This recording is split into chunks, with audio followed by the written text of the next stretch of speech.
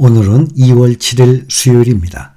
미국의 증시가 연방준비제도의 조기금리 인하 기대감 약화에도 올해 안에 금리를 인하한다는 기대감이 커지면서 국제금리가 하락세를 보였고 주요 기업들의 실적 발표를 소화하면서 상승 마감했습니다.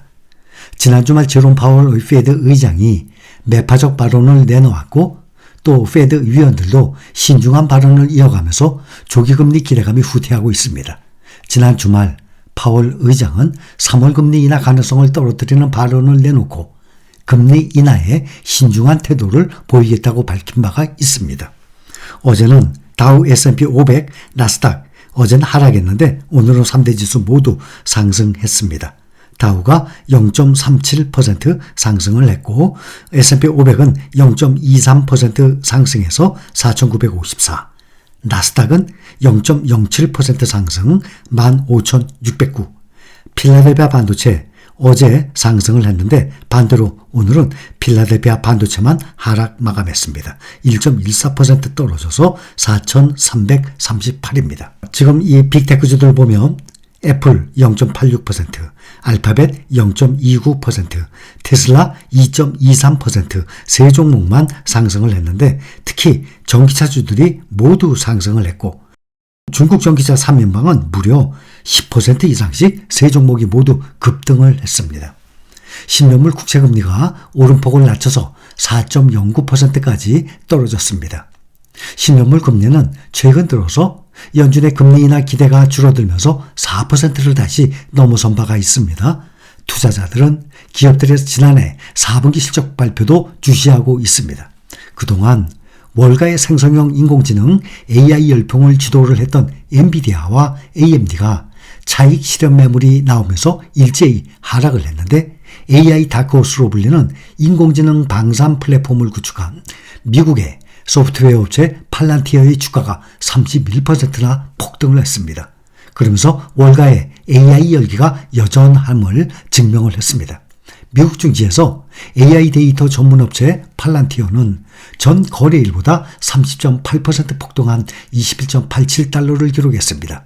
이것은 팔란티어가 실적 발표에서 시장의 예상을 상회하는 실적을 발표했기 때문입니다. 팔란티어는 지난 분기 매출이 6억 800만 달러로 전년 동기 대비 20% 증가했다고 발표했습니다. 이는 시장의 예상치 6억 300만 달러를 웃도는 것입니다. 주당 순이익도 4센트라고 밝혔습니다. 이 또한 시장의 예상치 1센트를 크게 웃도는 수준입니다. 팔란티어는 미국 정부의 방위 및 정부 프로젝트를 맡으면서 성장해 왔으며 민간 부분에서도 사업을 확대해 나가고 있습니다. 이 회사는 AI 열풍으로 지난 1년 동안 주가가 100% 이상 급등을 했었습니다. 이에 따라서 주가가 고평가되어 있다는 지적도 많았었습니다. 그럼에도 오늘 폭등한 것은 월가의 AI 열기가 엄청나다는 것을 방증한다고 전문가들은 입을 모으고 있습니다. 이에 비해서 그동안 AI 랠리를 주도해왔던 엔비디아와 AMD는 모두 하락했습니다.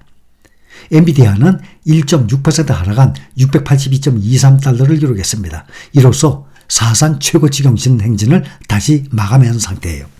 엔비디아가 하락하자 제2의 엔비디아로 불리는 AMD도 3% 이상 급락했습니다. AMD는 전 거래일보다 3.64% 급락한 167.88달러로 장을 마감했습니다. 낸시 펠로시 전 미국 하원 의장이 생성형 인공지능 최대 수혜주 엔비디아에 베팅을 해서 두 달 만에 50만 달러, 우리 돈으로 6억 5천만 원을 벌었다고 미국의 투자 전문 매체 벤진가가 보도했습니다. 딱 두 달 만에.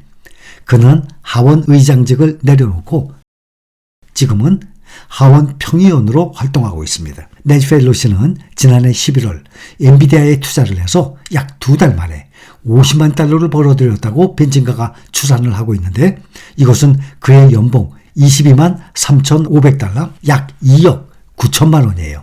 월 약 한 2,420만 원이 월급이라는 겁니다. 약 2배에 해당합니다. 벤처 캐피탈리스트인 남편과 함께 펠로시는 오랫동안 미국의 다양한 1등 기업들, 우량 기업에 투자를 해서 상당한 수익을 거두어 온 사람입니다. 일라이 릴리는 분기 매출과 순이익이 모두 예상치를 웃돌았음에도 주가는 약보합수로 마감했고 반도체 기업 NXP 세미컨덕터즈의 주가는 예상보다 개선된 실적을 내놓으면서 1%가량 올랐습니다. 장 마감 후에는 스냅이 예상치를 밑도는 매출을 발표하면서 마감 후 거래에서 33%가량 폭락했습니다. 전자결제업체 도쿄사인의 주가는 400명 이상의 직원을 감원하겠다고 밝히면서 2%가량 하락했습니다. 제롬 파월 미국 중앙은행의 의장을 비롯한 미국 연방준비은행 총재들이 중앙은행의 조기금리 인하설을 일축하는 발언을 잇따라 내놓고 있습니다. 제롬 파월 의장이 금리 인하에 신중한 태도를 보이겠다고 밝힌 것과 같은 맥락입니다. 로레타 메스터 클리블랜드 연방준비은행 총재는 이날 연설에서 인플레이션이 2%로 돌아가는 지속적이고 시의 적절한 경로에 있다는 충분한 증거 없이 금리를 너무 빨리 내리는 것은 실수라면서 지금 서둘러야 한다는 느낌은 없다라고 밝혔습니다. 첫 금리 인하 시기에 대해서는 언급하지 않았지만 너무 빠른 금리 인하는 경계했습니다. 메스터 총재는 경제가 예상대로 발전한다면 올해 말 인하에 대한 자신감을 얻고 금리 인하를 시작할 수 있을 것이라고 말했습니다. 닐 카시카리 미니애폴리스 연은 총재도 인플레이션에 대해서 더 많은 진전이 필요하다는 입장을 밝혔습니다. 카시카리 총재는 미네소타주 맨케이토에서 열린 한 행사에서 인플레이션에 대해서 많은 진전을 이뤘지만 아직 목표에 다다르지는 못했다라고 언급했습니다. 연준 인사들의 이러한 발언은 제롬 파월 연준 의장이 시장의 조기금리 인하 기대를 일축한 것과 같은 의미로 해석됩니다. 파월 의장은 지난 4일 미국 CBS 방송과의 인터뷰에서 금리 인하에 신중을 기할 것이며 시장의 예상보다 인하폭이 작고 속도도 느릴 것이라고 말한 바가 있습니다. 선물시장이 예상한 것처럼 연준이 3월 첫 금리 인하를 단행할 가능성은 낮아지고 있습니다. 3월 금리 인하설을 지금 부정을 하고 있습니다. 반복되는 페드의 금리 인하 부정에 시장에서는 금리 인하 시기가 3월보다 더 미뤄질 것이라고 베팅하는 투자자들이 늘고 있습니다. 시장에서는 3월 금리 인하 가능성을 19.5%로 보고 있습니다. 이는 연초 68.1%에 비하면 아주 크게 낮아진 수치예요. 그리고 미국의 지역은행 뉴욕 커뮤니티 뱅크오프 NYCB, 뉴욕 커뮤니티 뱅크오프의 주가가 연일 하락을 하면서 27년 만에 최저치를 또 기록했습니다.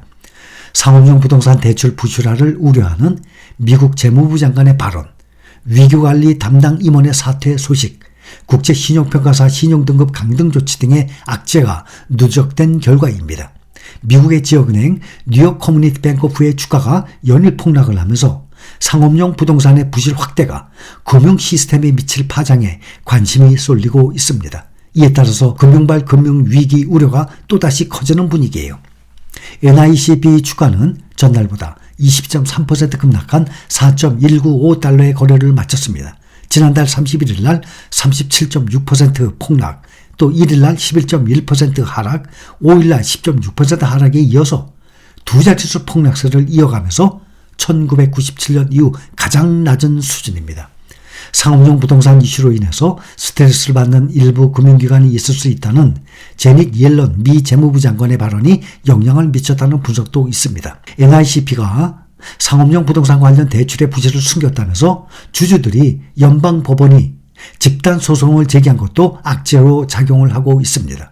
앞서서 신용평가사 피치도 NICB 신용등급을 BBB에서 BBB-로 한 단계 낮춘 바가 있습니다. 두 건의 상업용 부동산 대출과 관련된 손실이 문제가 됐습니다.